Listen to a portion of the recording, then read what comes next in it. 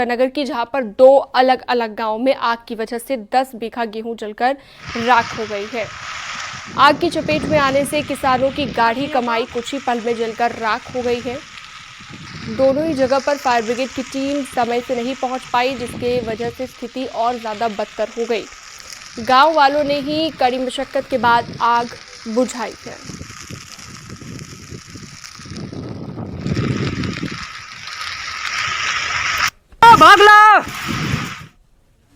अब बात मध्य प्रदेश के श्योपुर की, जहां पर एक युवक के द्वारा चीतों को पानी पिलाने का एक वीडियो सामने आया है। तस्वीरों में आप देख सकते हैं कि किस तरह से युवक किसी पालतू जानवर की तरह चीतों को कैन से पानी पिलाता हुआ नजर आ रहा है। युवक के चीतों को पानी पिलाने का वीडियो काफी वायरल हो रहा है।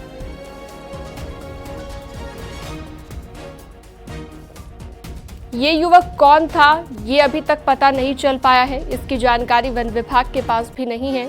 ऐसे में बड़ा सवाल ये कि जब इसने चीतों को पानी पिलाया तब चीता ट्रैकिंग टीम कहाँ थी, और अगर कोई भी चीतों को इस तरह से पानी पिलाएगा तो वो पानी की जगह उन्हें कुछ भी मिलाकर पिला सकता है। अब वन विभाग के अधिकारी जांच की बात कर रहे हैं। वायरल वीडियो श्योपुर जिले के अगरा और चिलबानी थाना इलाकों की सीमा के पास का बताया जा रहा है, जहां पर 5 चीतों का पिछले 4 दिनों से मूवमेंट है।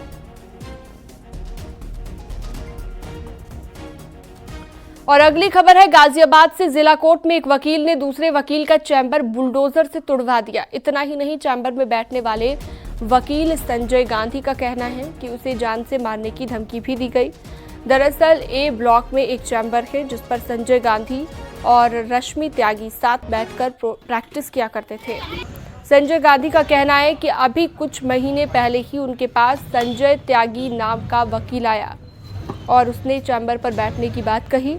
इसके बाद उन्होंने उसे इनकार कर दिया। इस बात से नाराज होकर चैम्बर तोड़ डाला। संजय गांधी का कहना है कि इस पूरे मामले में पहले से ही रंजिश रखने वाले पूर्व बार अध्यक्ष राकेश केली का भी हाथ है, जिसको लेकर उन्होंने पूर्व बार अध्यक्ष राकेश काली, संजय त्यागी सहित 4 लोगों के खिलाफ मुकदमा दर्ज कराया है। पुलिस भी सीसीटीवी के आधार पर मुकदमा दर्ज कर तफ्तीश में जुट गई है। अधिवक्ता ये वो शब्द है जिसको सुनते ही हमें लगता है कि ये हमें न्याय दिलाएगा, लेकिन ऐसा हुआ गाजियाबाद की कोर्ट में जिसे जानकर आप भी हैरान रह जाएंगे। एक अधिवक्ता का ये चैम्बर था। कभी यहाँ चैम्बर हुआ करता था, सुसज्जित चैम्बर हुआ करता था। इसमें कंप्यूटर, जरूरी कागजात, लैपटॉप आदि हुआ करते थे, लेकिन कुछ वकीलों ही द्वारा इस चैम्बर को बुलडोजर से ध्वस्त कर दिया गया। कौन वो लोग थे जिन्होंने इसको ध्वस्त किया और आखिरकार क्या इसके पीछे की वजह रही? बुलडोजर लेकर आते हैं और ध्वस्त कर जाते हैं। अब तक जो बुलडोजर कार्रवाई देखी गई थी वो अपराधियों के ऊपर देखी गई थी, लेकिन ये पहली मर्तबा ऐसा देखा जा रहा है कि गाजियाबाद कोर्ट के अंदर, कोर्ट परिसर के भीतर ही, जो कचहरियों में, जो कलेक्ट्रेट के अंदर जो बने हुए हैं जितने चैम्बर, उन चैम्बर को इस तरीके से तोड़ा गया। हालांकि पूर्व बार अध्यक्ष सहित 4 लोगों के खिलाफ मुकदमा दर्ज कराया गया है। अब देखना यह होगा कि पुलिस किस कदर इस मामले को सुलझाती है और अगला कदम क्या उठाती है और किस कदर जो आरोपी है उनको पकड़ पाती है। हालांकि इस पूरे मामले का एक सीसीटीवी सामने आया है। सीसीटीवी के आधार पर पुलिस का कहना है कि जल्दी आरोपियों को गिरफ्तार कर जेल भेजा जाएगा। कैमरा पर्सन सतीश के साथ अमित राणा, न्यूज़ 18 उत्तर प्रदेश। पीएम मोदी का काशी दौरा लगभग तय माना जा रहा है। 11 अप्रैल को काशी आ सकते हैं पीएम मोदी। करीब 2.5 घंटे काशी में मौजूद रहेंगे प्रधानमंत्री नरेंद्र मोदी। करीब 2600 करोड़ की सौगात देंगे। मेहंदीपुर में पीएम मोदी जनसभा करेंगे। तैयारियों का जायजा लेने एक बार फिर से सीएम योगी आदित्यनाथ अभी आएंगे और 8 अप्रैल को सीएम योगी आ सकते हैं काशी। आपको बता दें, तैयारियों पर फाइनल मुहर लगाएंगे सीएम योगी आदित्यनाथ।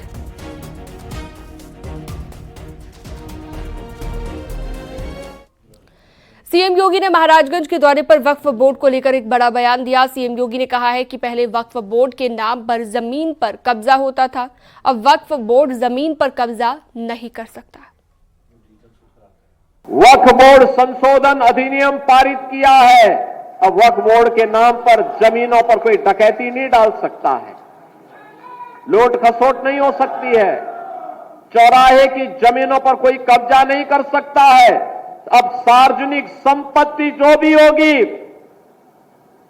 जो राजस्व की भूमि होगी, उसका उपयोग विद्यालय बनाने में, चिकित्सालय बनाने में, कॉलेज बनाने में, मेडिकल कॉलेज बनाने में, ऐसे बैराज बनाने में, गरीबों के लिए आवास बनाने में ही उसका उपयोग होगा। किसी बोर्ड के नाम पर लूट खसोट हमेशा के लिए लगाम लगाने का काम किया है। वक्फ बोर्ड संशोधन अधिनियम पारित होने के कारण अब ये मनमानेपन पर लगाम लगेगी। मैं इसके लिए प्रधानमंत्री मोदी जी का, गृह मंत्री अमित शाह जी का हृदय से आभार व्यक्त करता हूं, क्योंकि उत्तर प्रदेश में भी लाखों एकड़ लैंड वक्फ बोर्ड के नाम पर नाजायज तरीके से कब्जा करने का काम हुआ था। इसमें किसी गरीब का कल्याण नहीं हो रहा था, चंद लोगों के लिए लूट का एक माध्यम बन गया था। इस लूट पर अब लगाम लगेगी, सख्ती से लगाम लगेगी।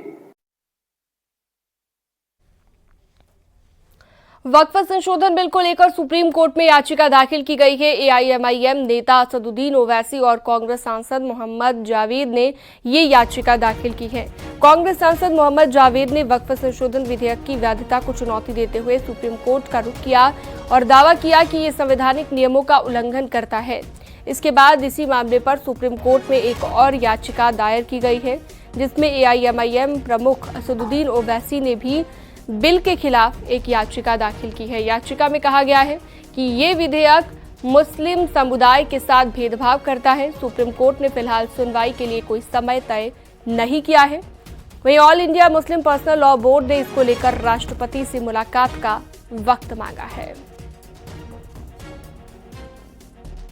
वक्फ संशोधन बिल को संसद के दोनों सदनों ने पास कर दिया है, लेकिन इसको लेकर राजनीति लगातार जारी है। जहां कई सारे मुस्लिम संगठन इसको लेकर देश भर में कई सारी जगह पर प्रदर्शन कर रहे हैं, तो वहीं कांग्रेस समेत विपक्षी दल जो है इसको लेकर अब सुप्रीम कोर्ट पहुंच गए हैं। कांग्रेस और असदुद्दीन ओवैसी ने सुप्रीम कोर्ट में याचिका दायर कर दी है इस बिल के खिलाफ में। वहीं all India Muslim personal law board ने राष्ट्रपति से मुलाकात का समय मांगा है। All India Muslim personal law board का कहना है कि इस बिल के अंदर कई सारे प्रस्ताव ऐसे हैं कि जो कहीं ना कहीं मुस्लिम समुदाय को परेशान करने का तरीका। और अगली खबर वाराणसी से है। वक्फ का विरोध और रामनवमी को देखते हुए वाराणसी पुलिस ड्रोन से संवेदनशील इलाकों में नजर रख रही है। इसके साथ ही फोर्स के साथ फ्लैग मार्च भी निकाला जा रहा है। संवेदनशील इलाकों में पुलिस फोर्स तैनात की गई है। तो लगातार हम लोग जो मिक्स एरिया है, जो सेंसिटिव एरिया है, वहाँ पर जो है पेट्रोलिंग बढ़ाए हुए हैं। तो क्या हिदायत भी लोगों को दी गई है रामनवमी को लेकर के? क्या लोगों से ये निर्देश दिया गया है कि जो भी शासन के दिशा निर्देश है उनका अनुपालन करें, किसी भी जो अफवाह है उस पर ध्यान ना दें और जो अपने जो पारंपरिक जो ट्रेडिशनल हमारे जो जिस तरीके से हम लोग त्यौहार मनाते हैं उसी तरीके से मनाएं। अखिलेश यादव ने लखनऊ में प्रेस कॉन्फ्रेंस कर अंबेडकर नगर की छोटी बच्ची अनन्या से मुलाकात की है। इस दौरान अखिलेश यादव ने अनन्या की पढ़ाई का खर्च उठाने का ऐलान किया है। दरअसल झुग्गियों में अतिक्रमण हटाने की कार्रवाई के दौरान 8 साल की अनन्या का बैग उठाकर भागते हुए वीडियो वायरल हुआ था। इस दौरान अखिलेश यादव ने वक्फ बिल को लेकर भी सरकार पर निशाना साधा और कहा कि ये लोग पीडीए से डर गए हैं। वहीं 80-20 फॉर्मूले पर तंज कसते हुए अखिलेश यादव नए 90-10 का फॉर्मूला लेकर उन्होंने पलटवार किया।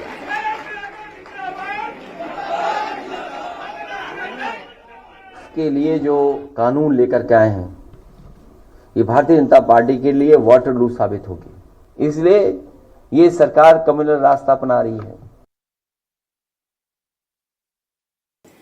जब से वक्फ का बिल पास हुआ है और जो इतिहास को लेकर के चर्चा देश में छिड़ी है, बड़े पैमाने पर सोशल मीडिया से लेकर के और जगह पर बहुत सारा प्रचार किया जा रहा है, समाजवादियों के खिलाफ, कांग्रेस पार्टी के खिलाफ, इंडिया गठबंधन के खिलाफ। ये वही लोग हैं जो लोग घबराए हुए हैं पीडीए की ताकत से। शायद इसमें 56 बोलने वालों से मैं पूछना चाहता हूं कि जो 80-20 का नारा है, हम लोग 80 में आते हैं कि 20 में आते हैं?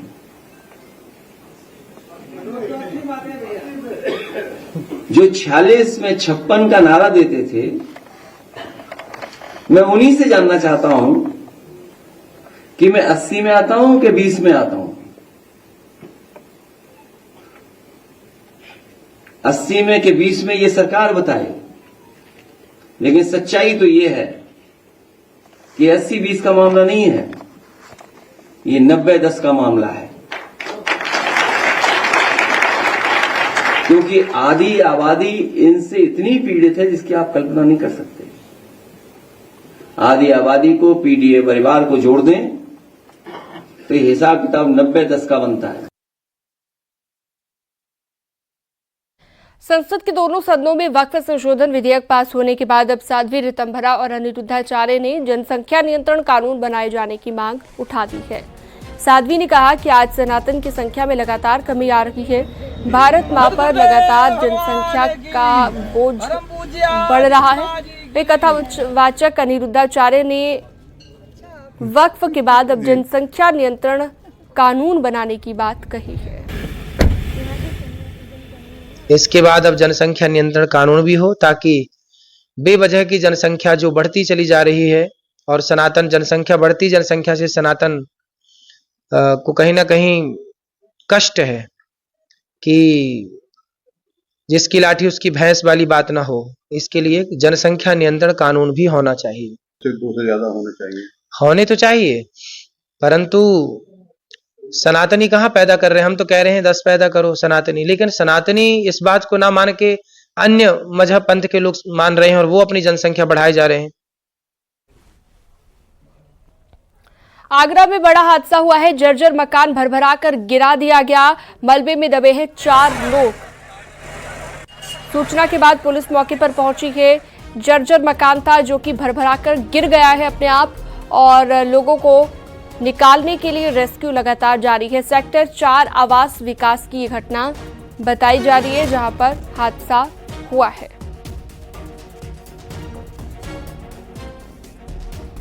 कामिर फोन लाइन पर जुड़ गए हैं ज्यादा जानकारी के साथ। कामिर, लोगों को निकालने के लिए रेस्क्यू लगातार जारी है, क्या लेटेस्ट अपडेट है हादसे को लेकर? क्या स्थिति है अभी वहां पर? बिल्कुल, देखिए इस समय थाना पुलिस के साथ ही कई पुलिस फोर्स मौके पर मौजूद है। अलग अलग थानों का एसीपी खुद मौके पर है। हालांकि ये पूरा मामला थाना जगदीशपुरा क्षेत्र के सेक्टर 4 आवास विकास का जर्जर स्थिति में ये मकान बना हुआ था, अचानक से गिर गया और जो मकान के बाहर जो लोग खड़े थे उसमें 4 लोग दबे हैं। जैसे ही सूचना पुलिस को मिली तो पुलिस मौके पर पहुंची है, रेस्क्यू जारी है, लोगों को मलबे में से निकालने का काम किया जा रहा है। हालांकि बताया ये जा रहा है कि जो लोग हैं वो अभी तक उसमें से एक व्यक्ति को मलबे में से बाहर निकाला है, जिसको इलाज के लिए अस्पताल में भर्ती कराया है। साथ ही साथ 3 लोग अभी भी मलबे में फंसे हुए हैं, उनको निकालने का रेस्क्यू लगातार जारी है। हालांकि ये बड़ा हादसा हुआ है जिसके बाद से लगातार आला अधिकारी नजर रखे हुए हैं, खुद मौके पे मौजूद हैं। जी बहुत शुक्रिया कामिर तमाम जानकारी विस्तार से देने के लिए।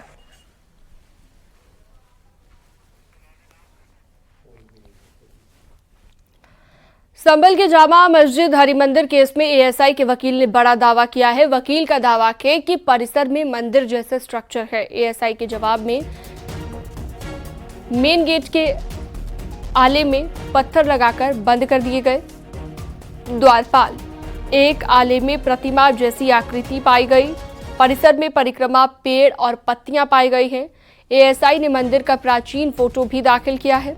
जामा मस्जिद हरिमंदिर केस में 28 अप्रैल को सुनवाई होगी। इस मामले में एएसआई और यूनियन ऑफ इंडिया अपना जवाब दाखिल कर चुकी है। जामा मस्जिद कमेटी ने अभी तक जवाब दाखिल नहीं किया है।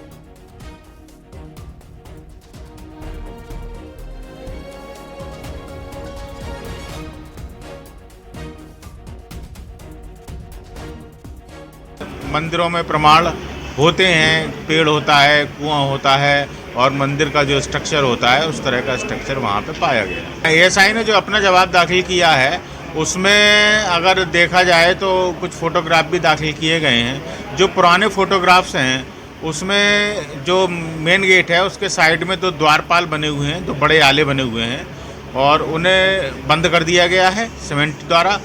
और संभवतः 2018 में जो है उस पर पत्थर लगा दिया गया है। संभल के जामा मस्जिद इलाके में बन रही सत्यव्रत पुलिस चौकी बनकर करीब करीब तैयार हो गई है। कल रामनवमी पर इसका उद्घाटन होगा। माना यह जा रहा है कि पुलिस चौकी जामा मस्जिद इलाके में हंगामा खड़ा करने वाले कट्टरपंथियों पर नकेल कसने में कारगर साबित होगी।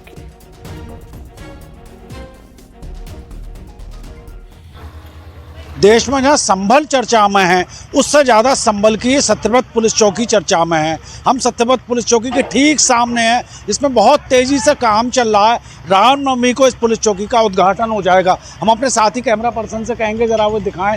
ये पुलिस चौकी पर गेट लगा है, इधर दीवारों पर पुट्टी कर दी गई है, पेड़ ऑलरेडी वैसे ही लगाए जा चुके हैं। ये सामने सीढ़ियाँ बनी हैं। हम अंदर को और चलते हैं। तमाम राज मजदूर काम कर रहे हैं, कटर चल रहा है, लगातार इस पुलिस चौकी पर काम चल रहा है।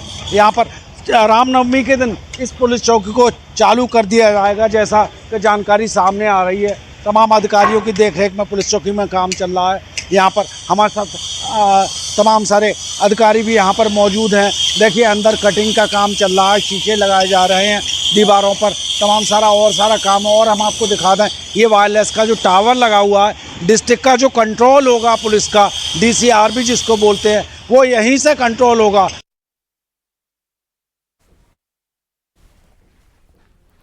संघ प्रमुख मोहन भागवत ने वाराणसी में बड़ा बयान दे दिया है, जहां पर मोहन भागवत ने हिंदू एकता को लेकर संदेश भी दिया है। उन्होंने कहा है कि सभी हिंदुओं के लिए मंदिर, पानी और शमशान एक होना चाहिए। मोहन भागवत ने कहा कि इसी लक्ष्य को हासिल करने के लिए आरएसएस काम कर रहा है। उन्होंने कहा कि आरएसएस का उद्देश्य है कि हिंदुओं के सभी पंथ, जाति और समुदाय साथ आए, हिंदू एक साथ संगठित हो।